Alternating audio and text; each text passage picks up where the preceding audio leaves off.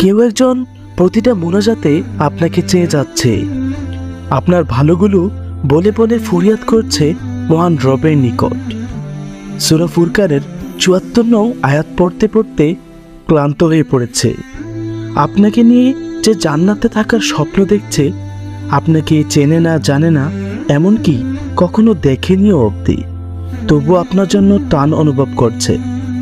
আপনাকে পাওয়ার আগেই যে আপনাকে ভালোবেসে বসে আছে, তবে আপনি কেন হতাশ হচ্ছেন? আপনিও চেয়ে যান না সেই অজানা জীবনসঙ্গীটাকে? খুব করে চান।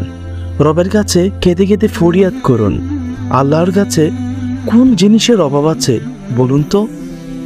আমাদের শুধু চেয়ে নিতে হবে, এমনভাবে চান যেন আপনার রব খুশি হয়ে যায়। রবকে সন্তুষ্ট করতে পারলেই তো মিলবে পরম আকাঙ্ক্ষিত সেই জন। হে রব, আপনি আমাদের এমন জীবনসঙ্গিনী ও সন্তানাদি দান করুন যারা আমাদের চক্ষু শীতল করবে।